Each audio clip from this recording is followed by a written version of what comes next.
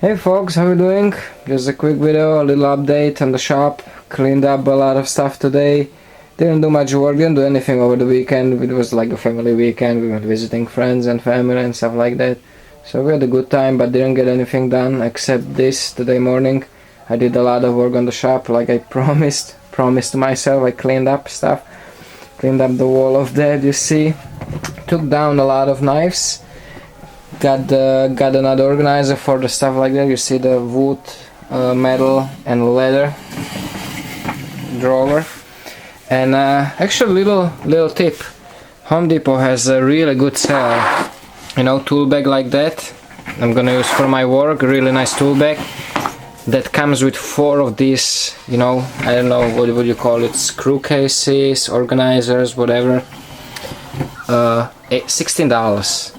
I don't know if it's nationwide, but Home Depot $16 for the really nice tool bag with 4 of these cases, and they are awesome. Like you see, I put them to use right away.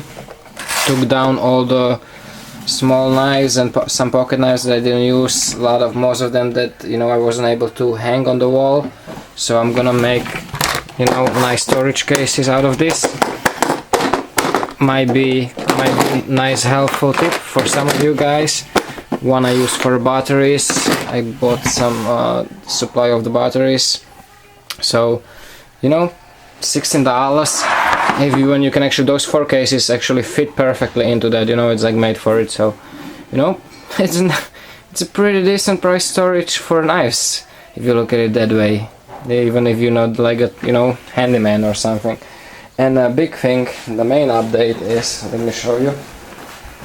Like I promised, I cleaned up my shop, and it's really nice now. I really dig it. Remember, it was all messy here. I cleaned up all those, all that corner with the old stuff. Put my old table there. Nothing fancy, but it's sturdy enough for this stuff. That drill isn't that heavy. So I got the belts over there for the 30 by 1. Big belts are still here and here for the 32 by 2 or 72 by 2. Move my air compressor over there, vacuum in the corner. That's some empty box. I just use it as a little stand, little table there. See, now I have space for all the stuff. Some more storage room on the bottom for some other tool, for some Dremel tapes and stuff like that. Kydex derivative set is still here in the vise, still on this rubber. This is the rubber that you use in the gym. I had that here before, and this is gonna be a tumbler. I got the tumbler from Tough Thumbs. I still didn't order my media for it, but that's gonna happen soon. But really happy how this came out now. Now I have much more space, and it's gonna be probably much cleaner. I still have a couple more things I want to do. See, some paper towel. That's the old tools that I gonna get somewhere. I don't know where, but it's pretty sweet now. Hooked up another light so I actually can see what I do, because the old one is really small. But now it's really nice. A lot of people ask about the Grizzly. I'm gonna do a review. I love it so far. It's really good machine. It's powerful. It's fast.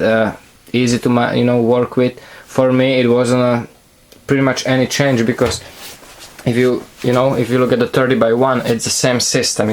Belt spins this way. You have the pattern and you have the slack. Slack you don't really use that much. Only difference is that I use the top wheel as a contact wheel. Here the contact wheel is on the bottom, so that's the only difference, and it's different diameter. So I was able to get 1.5 inch diameters there. Here I can't. Here I can just roughly shape it and finish it off over there if I need to.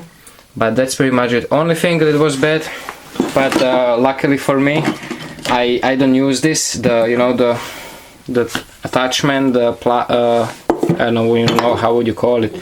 This attachment that's supposed to be here, the table attachment. So you have the table like this. The hole here where the threads are for the screw, to screw this on, it was filled with the paint. When they were doing this coat, the finish, it was filled with it. So when I tried to screw it in, of course I stripped the threads on it, but it doesn't bother me because I never use that thing, so I'm fine with that. but you know, if I were to rate the product, that would be a minus for the company. But so far very happy. It's very powerful. On my switches here I cannot run this and a strong vacuum at the same time, so when I'm grinding metal on this I have to always vacuum afterwards, but that's not a big deal, you know. Metal is not that bad. When I do the G10, that's where I want to have a vacuum and a grinder at the same time, and I don't do G10 on this really. I do it on the 30x1 and my drill press. So hopefully you guys might get some tips out of this video. Hopefully it wasn't just just a little vlog. But a lot of people also ask, Dremel, you see this one? That's a $30 Black & Decker, the cheapest Dremel probably you can find. It works perfect for almost 2 years for me now, and I'm super happy with it. Couldn't be happier. It still works. It has variable speeds. It's fast enough and slow enough. It's light enough, and it's very, very cheap. I still think you can still find them online, and I got it on Target, and I've seen them in Target pretty often, so that's your best bet if you want to start off cheap. That's actually what I started with, Dremel drill. That's how I did my first knife handle and knife mods and stuff like that. So hope you guys found it helpful. Hope you enjoyed it. Titanium knife that I gave up a while back, I just found it again. I'm gonna finish it now with the big belt sander. Now I'm not scared of it. Forget about doing that on the 30x1. That's a hell. Alright guys, thanks for watching, take care, stay safe, and remember, don't cut yourself.